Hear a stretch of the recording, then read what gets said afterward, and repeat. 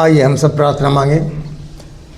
प्रभु जी, धन्यवाद देते हैं आज के इस सुंदर दिन के लिए, जब आपने हमको अपने भवन में पहुंचाया है। प्रभु, आज 2025 का आखिरी रविवार है और बड़े दिन के बाद ये पहला संडे भी है। प्रभु, तो होने दीजिए कि जो वचन आपने आज के थीम के द्वारा पारिवारिक जीवन से संबंध में जो बताना चाहा है, प्रभु, उस वचन को हम ना सिर्फ सुनने और मनन करने वाले हों, बल्कि उसको अपने जीवन में अपनाने वाले भी हों।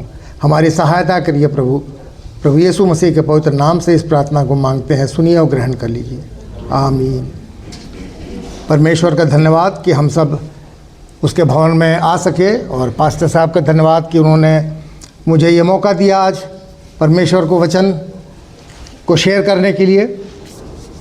मेरे प्रियो, इससे पहले कि जो हमारे रेफरेंसेस पढ़े गए उत्तरवादी पाठ में भजन संहिता 128 पद और जकरिया नबी की पुस्तक उसके 8 अध्याय के 3 से 6 पद और कुलुसियंस की पत्री में 3 अध्याय के 12 से 21 पद और मत्ती रचित सुसमाचार उसके 2 अध्याय के 13 से 23 पद तक जो पढ़ा गया, तो उस पर विचार करने से पहले मैं आपका ध्यान उत्पत्ति की पुस्तक की ओर से लेकर के चलना चाहता हूं कि उत्पत्ति की पुस्तक अगर उसके 2 अध्याय के 21 से 24 पद को देखें तो वहां पर परमेश्वर ने आदम की पसली निकाली एक और उससे स्त्री बना दी, और फिर आदम ने कहा कि ये मेरी हड्डी और मेरे मांस का ही भाग है।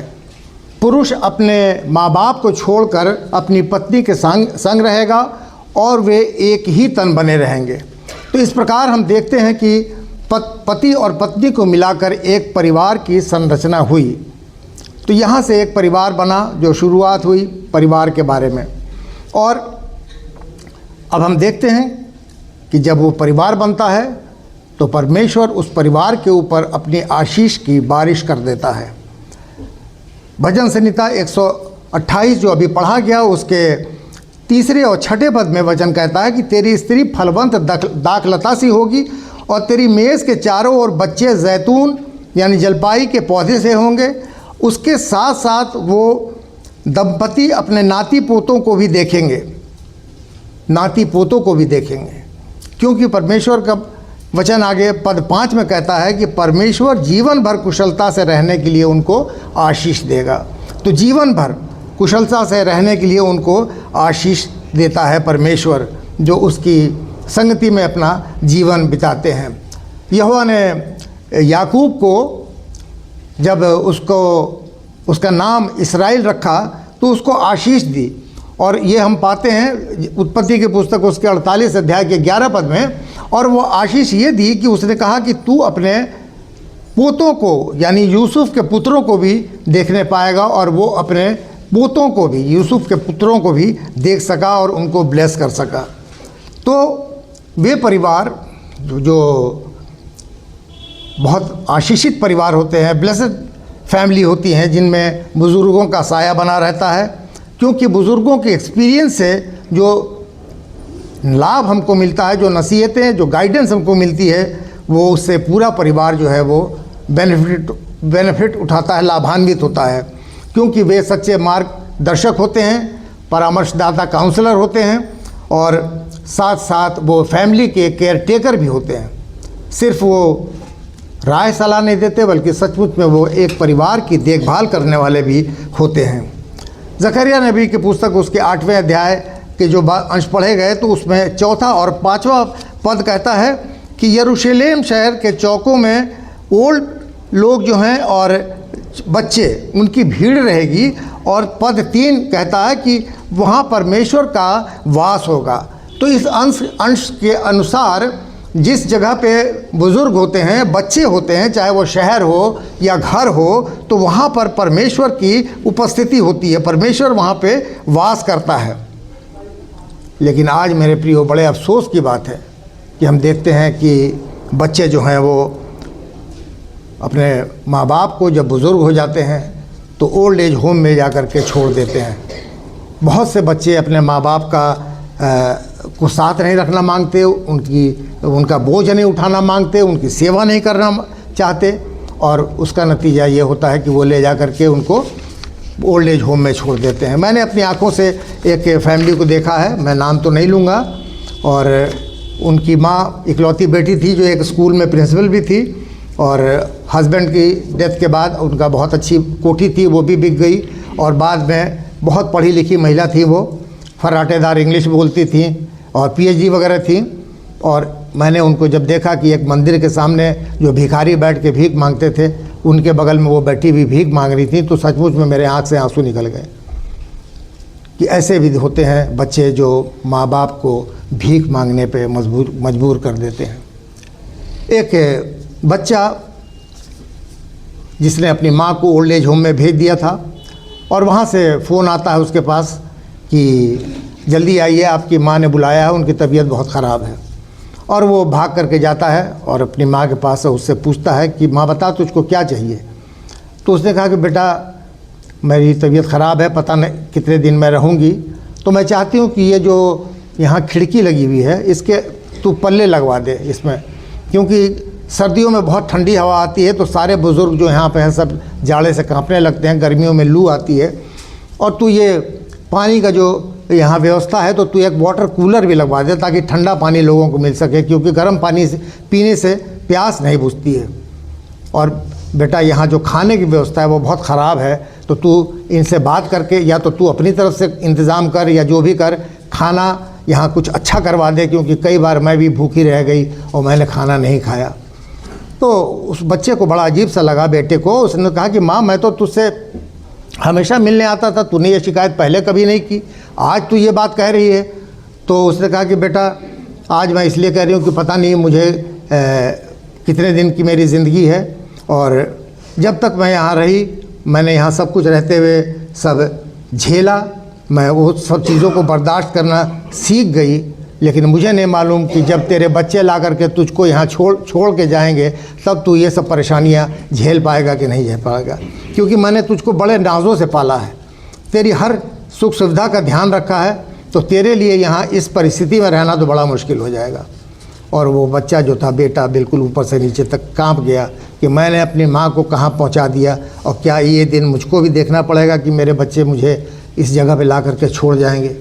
मेरे प्रियो, हमारे बुज़ुर्गों ने, हमारे माँ बाप ने हमारे लिए बहुत ही त्याग किया है, बहुत सेवा की है, और वही आज बुढ़ापे में, बुज़ुर्गी के आलम में उनको बच्चों की ज़रूरत होती है कि बच्चे उनकी देखभाल करें, और जब बच्चे उनसे मुंह मोड़ते हैं तो बहुत ही अफसोस लगता है। कुलूसियों की पुस्तक उसके 3 अध्याय के 12 से 21 पद में, और वहाँ पे 15 पद जो है वो कहता है कि मसीह की शांति तुम्हें मिले और तुम धन्यवाद दो, क्योंकि तुम एक देह होकर बुलाए गए हो, यानी पति पत्नी एक देह होकर के परमेश्वर के सामने बुलाए गए हैं। तो ये बात बड़े ध्यान देने की बात है कि जो अभी मैंने आपके सामने रेफरेंस पढ़ा उत्पत्ति की पुस्तक से 2 अध्याय के 21 से 24 पद तक, और वहाँ पे भी ये बात लिखी थी कि तुम एक देह हो गए, और यहाँ पर परमेश्वर के सामने भी परमेश्वर एक देह होकर के बुलाता है।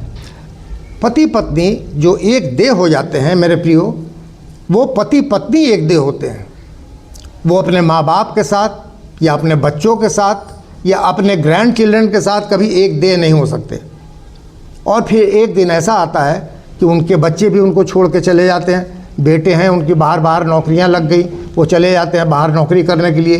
बेटियां ही उनकी शादी हो गई, वो चली गई, और बाद में सिर्फ कौन रह जाता है? एक पति और एक पत्नी। जैसे चिड़िया अपने घोंसले में अंडा देती है, बच्चे निकलते हैं और बाद में बच्चे सब उड़ के चले जाते हैं, और घोंसला खाली रह जाता है, चिड्डे चिड़िया उसमें रह जाते हैं।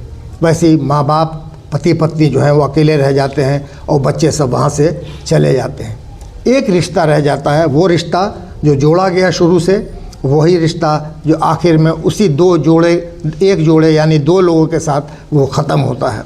और उसके बाद ऐसा भी दिन आता है कि एक कोई पहले चला जाता है, एक कोई बाद में जाता है। बड़े खुशनसीब वो लोग होते हैं जो दोनों आगे पीछे एक ही दिन एक ही समय में चले जाएं इस दुनिया को छोड़ करके। लेकिन जब एक चला जाता है तो दूसरा रह जाता है अकेला।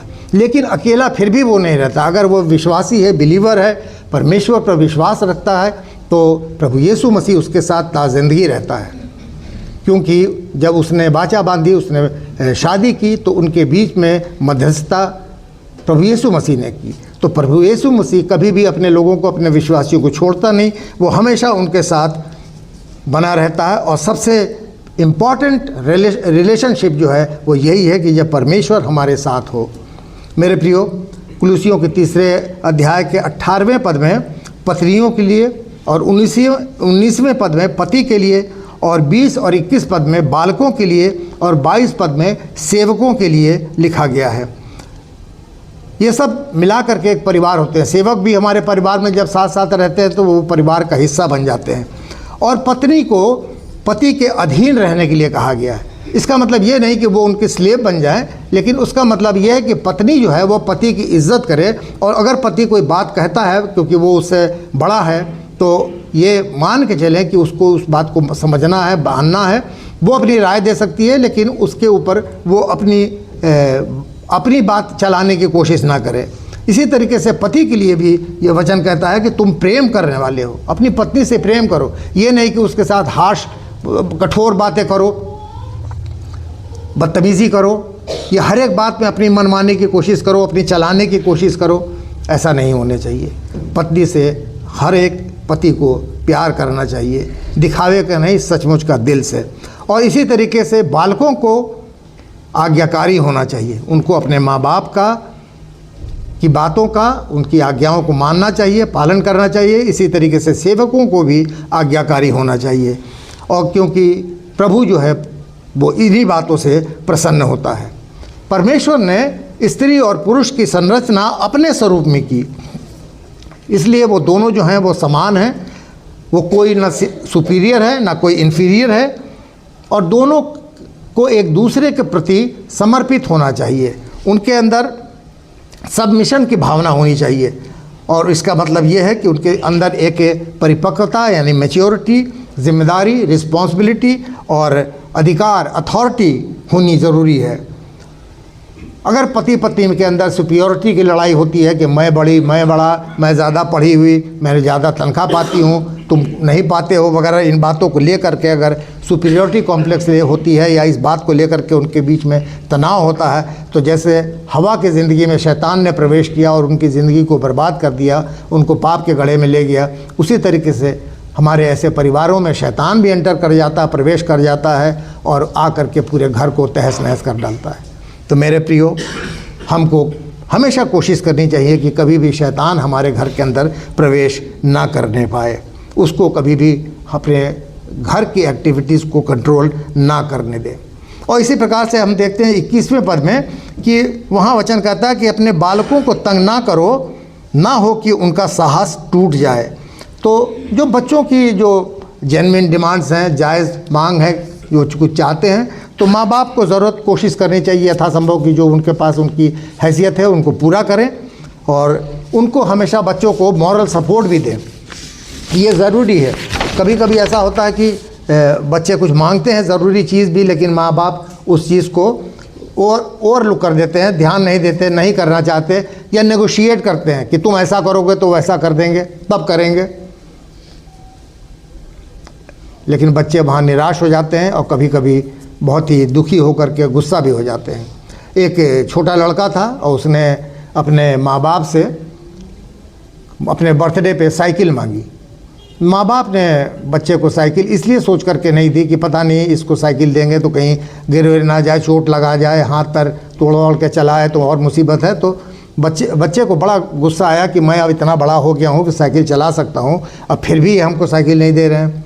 और दिसंबर के फर्स्ट वीक में उसका बर्थडे था, तो उसने सोचा चलो अब इस पे बर्थडे पे तो नहीं मिला, लेकिन 15 दिन के बाद क्रिसमस आ रहा है, तो ऐसा करते हैं कि क्रिसमस पे प्रभु यीशु मसीह से गिफ्ट मांगेंगे कि हमको क्रिसमस पे तो आप दे ही दीजिए, अब साइकिल मुझे चाहिए ही चाहिए।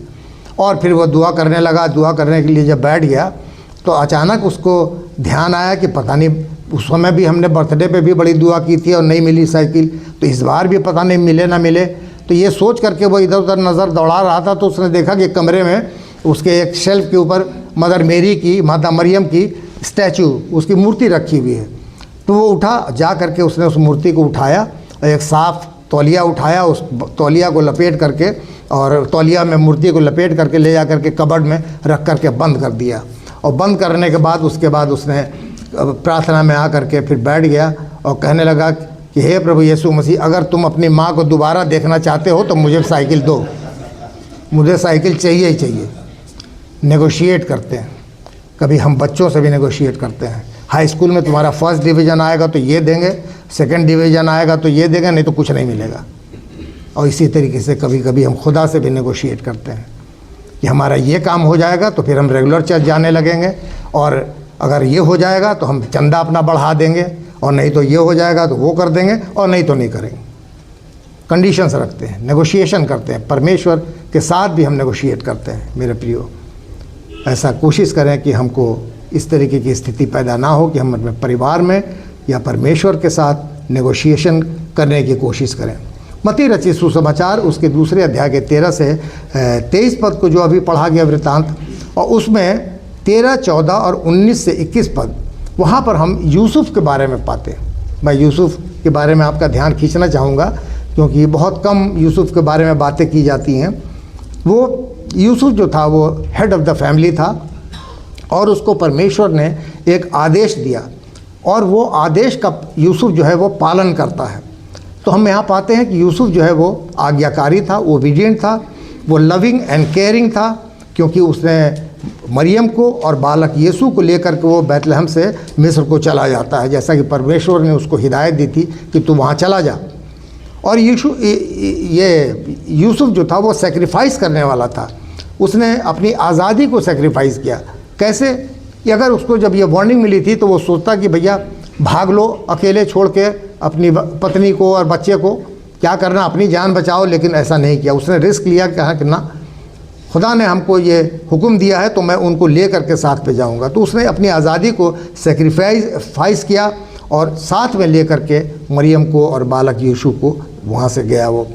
तो हम पाते हैं कि यूसुफ जो था वो आज्ञाकारी था, प्यार करने वाला और केयरिंग था, देखभाल करने वाला था, और त्याग करने वाला, सेक्रीफाइस करने वाला था, और प्रोटेक्टिव था, सुरक्षा प्रदान करने वाला था। उसने अपनी पत्नी और अपने बच्चे की, बालक यीशु की सुरक्षा भी प्रदान की, और साथ में प्रोवाइडर था, उनकी ज़रूरतों को वो पूरा करता था। एक हेड ऑफ़ द फैमिली की जो जिम्मेदारियां होती हैं वो अपने परिवार की जिम्मेदारियों को पूरा करता था।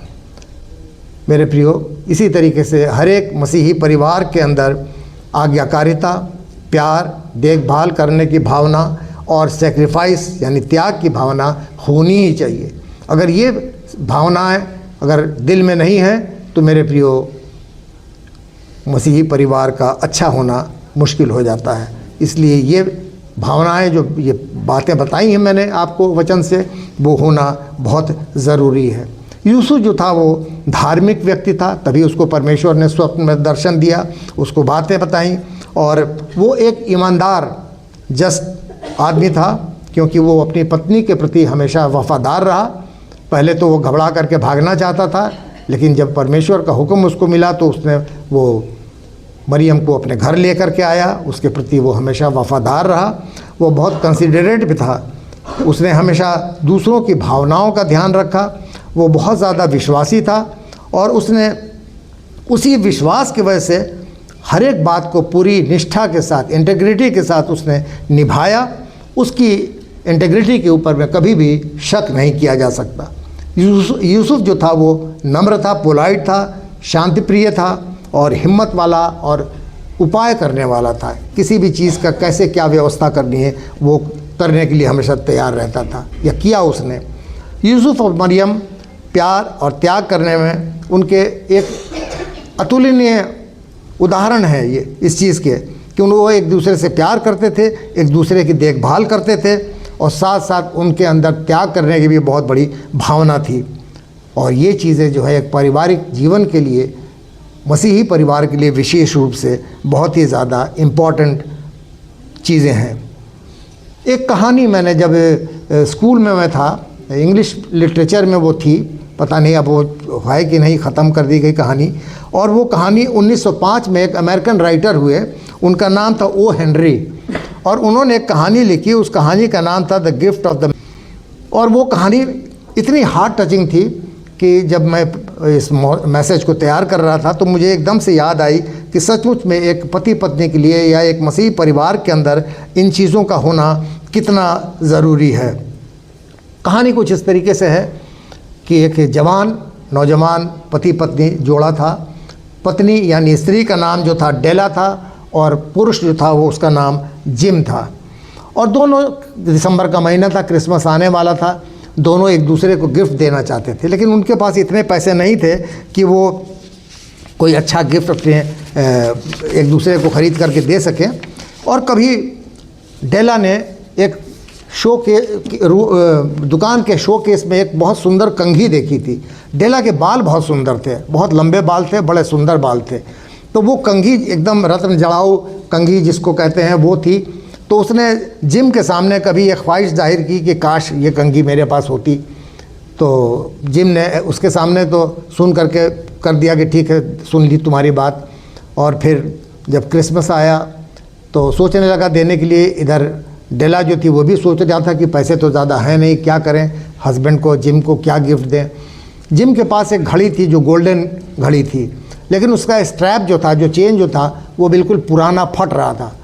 तो उसने मन में सोचा कि अच्छा इसके लिए कुछ करना चाहिए। और दोनों ने क्रिसमस पे एक एक गिफ्ट खरीदे और ले कर के आए। तो जिम ने पहले अपना गिफ्ट डेला को दिया। तो डेला ने उस गिफ्ट को जब खोला तो देखती है कि उसके अंदर वही रत्न जड़ाऊ कंघी जो थी, उसने उसको गिफ्ट की कि उसको तुम्हारे इतने सुंदर बाल, तुमने ये ख्वाहिश जाहिर की थी कि ये कंघी काश तुम्हारे पास होती। तभी डेला ने अपने सर के स्कार्फ को खोल दिया तो जिम देखता क्या कि उसने अपने सारे बाल कटा दिए थे। और जिम एकदम शॉक्ड हो गया देख करके कि उसने बाल कटा दिए। अब जब बाल ही नहीं तो उस कंघी का कोई मतलब ही नहीं। और डेला जो थी वो उसने सवाल करने लगा जिम कि तुमने बाल क्यों कटाए। तो उसने उसका दिल रखने के लिए कहा कि कोई बात नहीं, बाल तो फिर बढ़ जाएंगे, परेशान क्यों हो रही हो। और उसने फिर अपना गिफ्ट उसको दिया, जिम को दिया। तो उसने जब खोला तो उसके अंदर बहुत सुंदर गोल्डन चेन थी, रिस्ट वॉच में लगाने की चेन थी। उसने कहा लो तुम ये अपनी घड़ी में इसको लगाओ, वो स्ट्रैप को हटा दो। और जब उसने रिस्ट वॉच को, जब उसने अपनी स्लीव को ऊपर हटाया, उस डेला ने अपने हस्बैंड की स्लीव को, तो देखा वहाँ घड़ी नज़ारत थी। तो उसने उससे पूछा कि ये घड़ी कहाँ है। तो उसने कहा घड़ी तो मैंने बेच दी तुम्हारे लिए कंघी खरीदने के लिए। दोनों ने कितने बड़ा सेक्रीफाइस किया एक दूसरे के लिए कि एक ने घड़ी बेच दी उसके लिए, कंघी खरीदने के लिए कि अपने सुंदर बालों को वो उससे बनाएगी। और उसने अपने बाल एक विग बनाने वाले को बेच दिए और जा करके उसके लिए घड़ी की चेन खरीद ली कि उस चेन, जो घड़ी इतनी सुंदर थी, उसमें एक सुंदर चेन भी लग जाए। अब वो दोनों गिफ्ट जो थे वो बेमानी थे, क्योंकि वहाँ पे चेन थी तो घड़ी नहीं थी और कंघी थी तो बाल नहीं थे। दोनों की आंखों में आंसू थे। और मेरे प्रियो, दोनों ने एक दूसरे के लिए बहुत बड़ी कुर्बानी दी। ये कहानी हमें बताती है कि पारिवारिक जीवन में सबसे महत्वपूर्ण जो है वो सच्चा प्यार और निस्वार्थ त्याग यानी सेल्फलेस सेक्रीफाइस, ये ज़रूरी है। ये दूसरी सारी चीज़ों से बहुत ज़्यादा ज़रूरी है। ये उस अद्भुत प्यार को दर्शाती है जिन्होंने अपने पैसों की तंगहाली में भी एक दूसरे के लिए अपनी खुशियों को कुर्बान कर दिया। हमारे सामने भी जब कभी ऐसी स्थिति आती है तो हमको हमेशा तैयार रहना चाहिए कि अगर हमको कुछ सेक्रीफाइस करना पड़ता है अपने परिवार के लिए, अपनी पत्नी के लिए या अपने पति के लिए या अपने बच्चों के लिए, अपने माँ बाप के लिए, तो अपनी खुशियों को हम वहाँ पे कुर्बान कर दें। उनके लिए हम जो कुछ भी कर सकते हैं वो करें। गिफ्ट देना एक अच्छी बुद्धिमानी की चीज़ है। वहाँ पे प्यार और त्याग आदमी दिखाता है। इसी तरीके से वो 3 मजूसी जो कितनी दूर से, पूरब देश से कितना सफ़र तर करके सोना मूल्यवान लेकर के आए यीशु बालक राजा को चढ़ाने के लिए, वो गिफ्ट लेकर के आए। और ये गिफ्ट उन्होंने सोना मूल्यवान जो था एट रैंडम ऐसे ही नहीं खरीद लिया था। इसकी भविष्यवाणी बहुत पहले कर दी गई थी। यशायाह नबी की पुस्तक उसके 60वें अध्याय के 3 और 6 पद को अगर पढ़ेंगे तो वहाँ पे पाएंगे कि राजा को सोना और लोबान ये जा कर के चढ़ाओ। तो वो भविष्यवाणी के अनुसार वो लेकर के आए थे। इतना प्यारा गिफ्ट उसको यीशु राजा को देने के लिए आए थे मेरे प्रियो। लेकिन उससे भी बड़ा गिफ्ट प्रभु यीशु मसीह ने हम सबों के लिए दे दिया कि उसने सलीबी मौत सही अपने जान की कुर्बानी हमारे लिए दे दी ताकि हम पापी जो हैं वो बचा लिए जाएं। मेरे प्रियो, वो मजूसी लोग बुद्धिमान लोग थे, वो डेला और जिम वो भी बुद्धिमान लोग थे, जिन्होंने ये गिफ्ट दे करके अपने प्यार और अपने त्याग को दर्शाया। और हम यहाँ देखते हैं कि सचमुच में वो दोनों जोड़े जो थे, जो डेला और जो जिम, वो सचमुच में एक सच्चे मजूसी थे वो। और ये त्याग और ये प्यार, यही एक मसीही परिवार का एक मूल मंत्र है, जिसको हम कह सकते हैं कि ये मोटो होना चाहिए कि जिस परिवार में, विशेष रूप से मसीही परिवार में प्यार और त्याग ना हो तो वो परिवार कभी भी खुशहाल परिवार नहीं हो सकता। लेकिन अगर हम परमेश्वर की आशीष चाहते हैं तो निश्चित रूप से हमारे अंदर प्यार की और त्याग की भावना बहुतायत से होनी चाहिए। परमेश्वर आप सबों को बहुतायत की आशीष दे। अंत में आप सबों को फिर से एक बार मैं बड़ा दिन और नया साल मुबारक कहूँगा। आइए हम प्रार्थना मांगें। प्रभु जी, आज की थीम पारिवारिक जीवन के संबंध में जो आपने अपने वचन के माध्यम से हमको बताया है प्रभु, उन उदाहरणों के माध्यम से बताया है, होने दीजिए कि हमारे परिवार सचमुच में त्याग और प्यार से भरे हुए हों, ताकि सचमुच में प्रभु उनके होने से वहाँ पर आपकी उपस्थिति जो हमारे साथ हमेशा बनी रहती है, प्रभु आपके नाम को महिमा मिले और लोगों के सामने एक हम मिसाल बन सकें कि लोग देख करके कहें कि हाँ देखो ये कितना खुशहाल मसीही परिवार है, जिसके परमेश्वर की जो उसको आशीष प्राप्त है। परमेश्वर आप सबों को बहुतायत की आशीष दे। आमीन।